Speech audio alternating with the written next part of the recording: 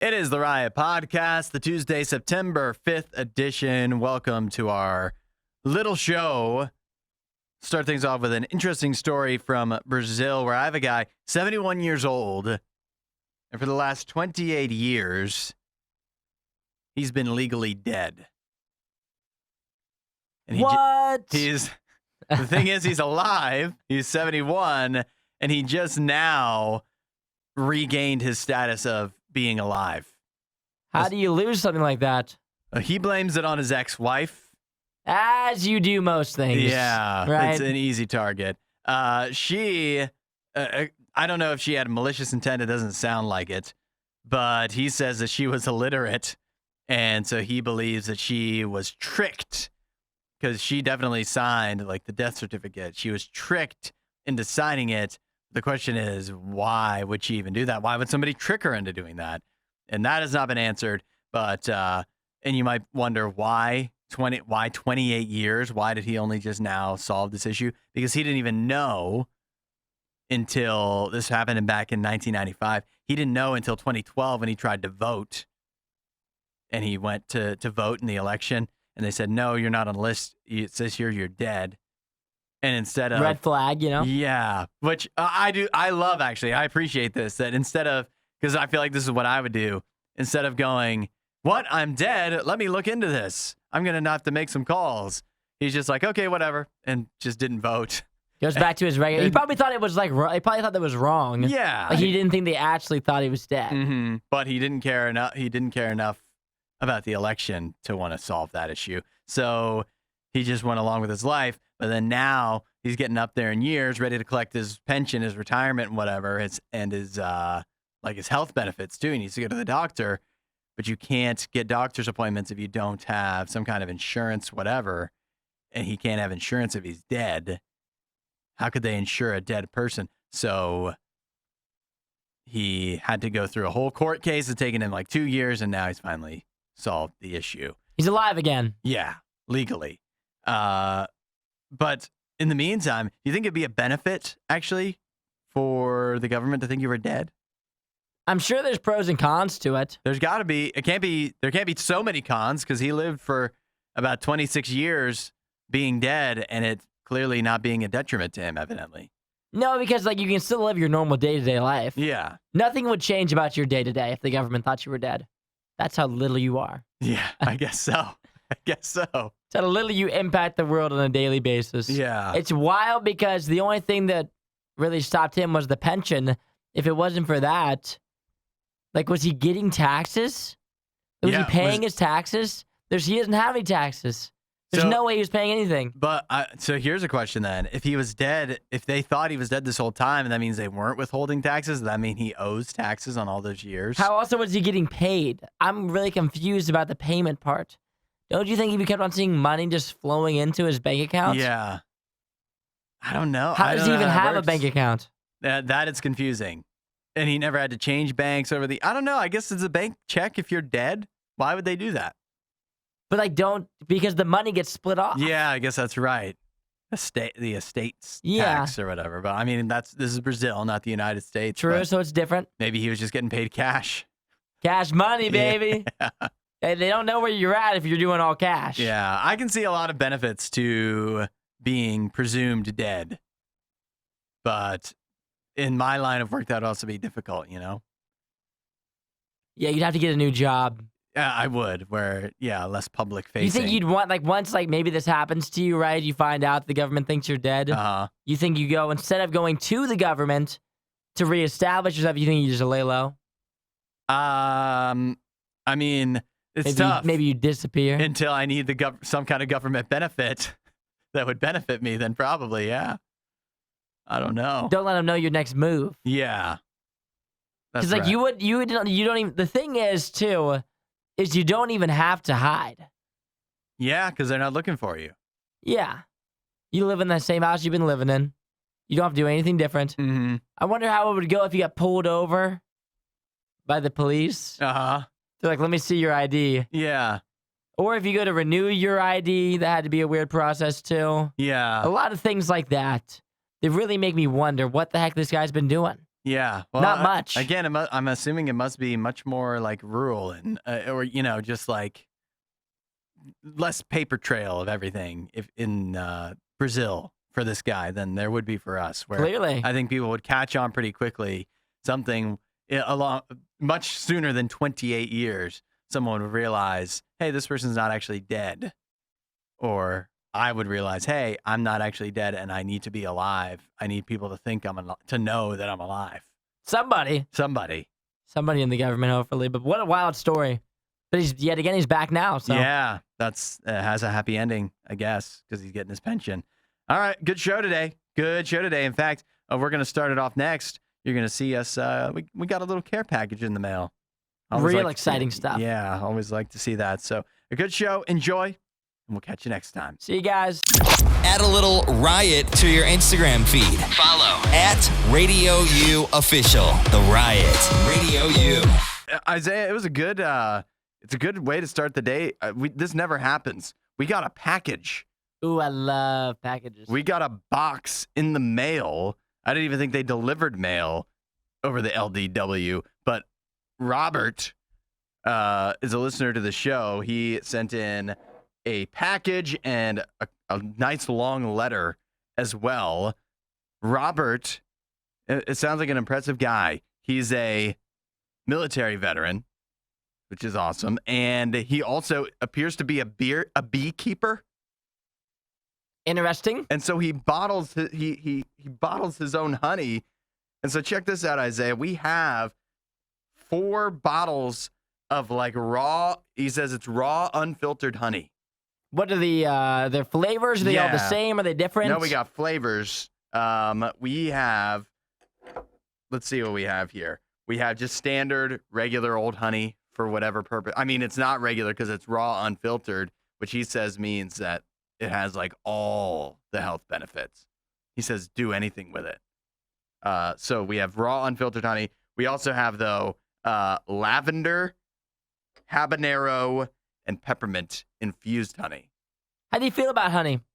I like honey a lot. I love honey. I like honey a lot. I use it for a lot of things. Obviously, Robert says us being in radio with our, keeping our voices nice and smooth, this honey will go a long way to doing that. But he says it can do a whole lot else. So that's a big positive. And so I'm looking forward to trying that. But that's not all, Isaiah. There's more? There's more, because the reason that he even sent any of this was because he heard me mentioning, I don't know how this came up, but I mentioned that I've put Tabasco in coffee before. Yeah.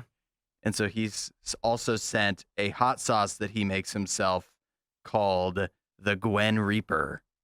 And he wants me to put this in my coffee. Wow, what a package. I know. A little bit of everything. You should put that habanero honey in your coffee, too. Habanero honey and the Gwen Reaper sauce. So I am going to I've got to appease Robert here. And so I've got to put some Gwen Reaper in my coffee real quick. And give us a little review. Yeah, let me go ahead and do this. I'll fix it up. I'll mix it up. But, this feels like raw, unfiltered hot sauce, too. It's very chunky. Is it hot? Smell hot? It smells hot. He says, I can't remember what he said. Something about it's going to be like an Alicia Keys situation. I'm going to be a girl on fire. Wow. Here we go. The Gwen Rio. Oh, yeah, that's hot. How much did you pour in there? A good amount? A lot? It was a pretty... hefty pour? I gave it a good pour. That's, I'll definitely tell you that's hotter than Tabasco sauce in coffee. By several degrees, several measures warmer. But and I can't wait to try this on anything else. But in the coffee, it is very good. Is it hot? Yeah, I actually enjoy that. I was worried. I was like, it pours so chunky. But Robert, you did good. I can't wait to eat all that honey. Yeah, I know. This is gonna be. You're gonna have to start making tea every morning. I'm fine with that. I love tea. Yeah. Well, thanks, Robert, in Zanesville, for sending in all this nonsense. We really appreciate it, and it is really good. The stories you love with the opinions you hate. The Riot Radio U. Isaiah, I think I need your help here, and we might need people to text it at 8772 Radio U. I've got a dating thing that doesn't have a snappy name to it. And I think we need to coin a term for this. You ready for the situation? Let's hear it.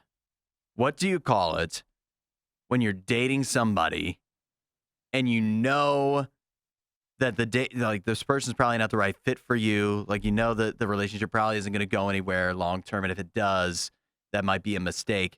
But you're too nervous to end things because maybe being in a bad relationship is better than not being in a relationship at all. Being in a bad relationship is better than being in a relationship at all. Than not being in a relationship. Than not being in a relationship like you at have all. That's what's stopping you from just doing what you probably need to do and break up with the person. It's a tough one. That's a tough one, isn't it? Tough situation. Yeah. I know I've definitely had that happen to me before. And what do you think about, like, what if we called it like voiding? I hate it. You hate that? Yeah, it just doesn't really fit. No, because like I think the other person's filling the void. I think they're filling the void. Does that make sense, or do you have a better idea? I can't. I mean, off the top of the dome here, I think maybe have we considered voiding?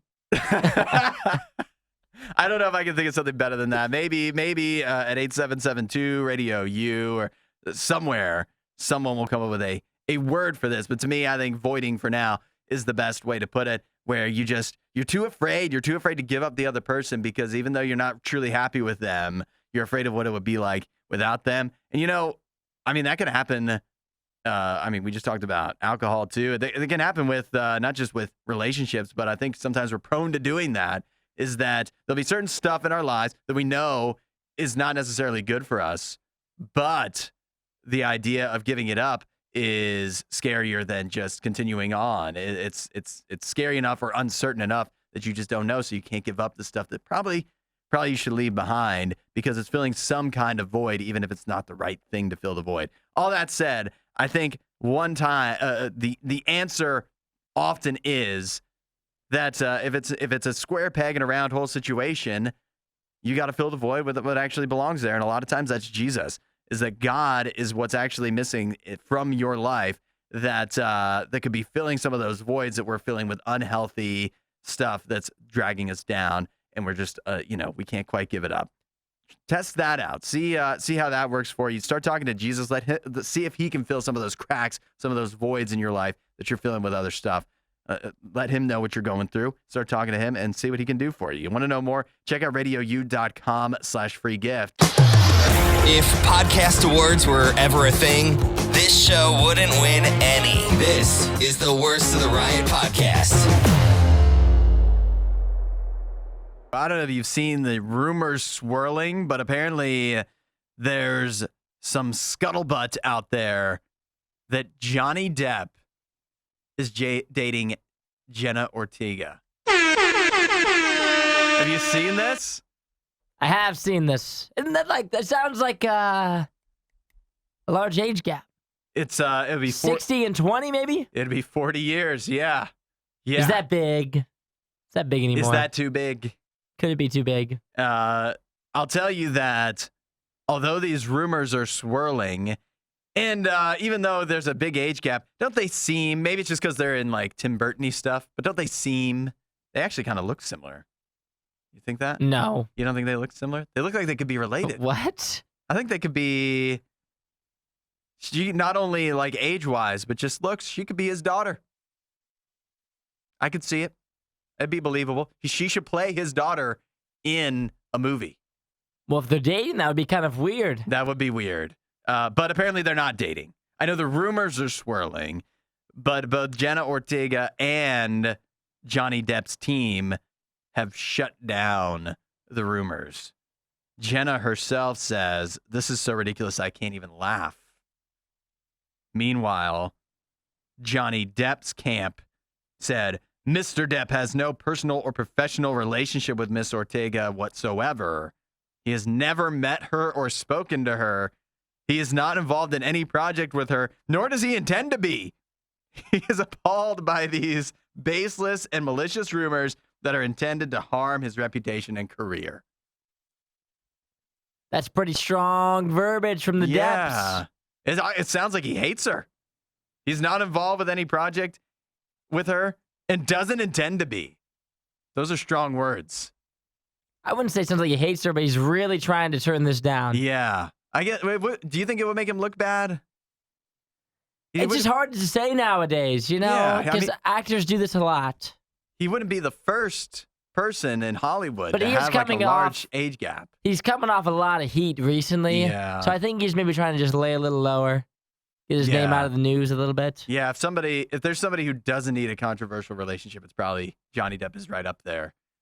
Right up there. But I don't know. I just don't. The rumors are swirling. There's no real, I don't know if there's a real good reason for why people assume they started dating. I'm sure someone made up a rumor. Yeah, but, a lot of times when it's based out of completely nothing, it doesn't go anywhere. People are like, yeah, that's stupid. In this case, it's taken off. What's the names that do it? Jenna Ortega, Johnny Depp. It's believable. I'll say it. You think it's believable? I think it is believable. I don't think it is, obviously they shut it down. Yeah. I don't think it's true. But if I had overheard this, I wouldn't be like, no chance. I'd be like, I could see it. We should do this too. We should get a rumor swirling. Get a little rumor on? Yeah, why don't we just make something up out of whole cloth about and somebody else dating somebody? See what happens. It's a good idea. You got any? Not off the top of the dome. I heard that Meryl Streep is dating Timothy Chalamet. You heard it here first. Yeah, you did. Even though Timothy Chalamet is dating somebody else now. Kylie Jenner. Oh, are they together? Yeah, uh-huh. Maybe not anymore. Yeah, now that Meryl Streep's in the equation. Radio U's Worst of the Riot podcast. Did you ever do this? Surgery to change the color of your eyes? Sounds cool. It sounds cool? You're in on it? I'm not a big eye guy. Eyes kind of freak me out. Uh-huh. One of my bigger fears is anything happening to my eyes. Yeah. So I'm out on the whole surgery thing, unfortunately. But it would be cool to be able to change your eye color. It would be cool, and it is actually an option. You can get, they call it keratopigmentation, and it is a procedure that permanently can change your eye color, as in, what is it? The iris is the colored part. Is that right? And I'm not too sure. Yeah, I think that's the colored part of your eyes. Okay, you have brown eyes, right? Mm-hmm. Pretty dark brown eyes. If you were going to change the color of your eyes, what would you change them to? That's a good question. If I were to change mine, a lot of people would lean blue. Yeah, I'm looking at the people that have some of the examples of the surgery. It's they're all blue, different shades of blue. I think it'd be kind of cool to have blue eyes, but I've got really dark features, so if I had blue eyes, I think it could be kind of freaky looking. Yeah, that is what everybody here. I think the many of these people, it looks kind of creepy to me. I agree. So I don't know if it will work with you, or maybe that just doesn't say much about this surgery, that it doesn't look as natural as you would hope. And the eye color that you get usually fits you. Yeah. If you go changing it, uh-huh. It's like if I just dyed my hair blonde all of a sudden, it just wouldn't fit me. I would look insane. If I just made my eyes blue. If you dyed your hair blonde and made your eyes blue. Maybe that would fit. I think it might fit. I would look wild. Yeah. You'd look a whole lot more like Ken. Yeah. I think, here's the other thing to me, is that this feels like such one of the least important things that you could change. I know people always see your eyes, but if you're at the point where you think everything is perfect about me except my eyes, I'm really comfortable with that, except the color of my eyes, I don't know. There's just got to be other stuff that's more important, Yeah, and I feel like noticing eye color, if you had closed your eyes before this segment and asked me what color your eyes were, I would have had no idea. You wouldn't know, even though you stare at them all the time. Right now, they're brown, huh? Yeah. They're brown. But yeah, I have no idea. If you asked me, any of my friends' eye colors, I'd have no idea. Yeah, that's true. That's true. I can't even think of people that work here. Oh, yeah, it's a good question. What color are Nikki's eyes? Nikki's are green? I feel like they're not brown. They're blue or green. Generically, you ask me anybody, I just guess brown. Brown. And I think I'd have a pretty good percentage of being right. I would say either green or blue. Yeah. I'm leaning green for some. No, they're blue. I think they're blue. I think they're light blue. I think he doesn't have blue eyes. Yes, she does. There's no chance. She has blue eyes, I think. I'm not for sure, though. What about Sledgehammer? Michael, our boss. We call him the Sledgehammer. He's got brown. He's got that brown eyes. Probably brown. Let's Same thing with Moneybags. He's brown too. I think Big Country though. I think he's got blue eyes. I think everybody here has brown eyes. I think Big Country has blue eyes. I think Nikki's would be like hazel. You think she has hazel eyes? Yeah. I'm telling you, I think that might be blue. I don't know. But I don't know for sure. But see, this shows how unimportant it is. Or maybe if they're so striking after this surgery, you could really stand out. You could be that guy with the eyes. Would you confess, though? Would you tell other people, like, when they comment on your eyes? Oh, Actually, heck this is no. surgery? Natural, baby. Wasn't that a great Riot clip? While you're here, you should watch more of our videos and subscribe so you don't miss what we do next.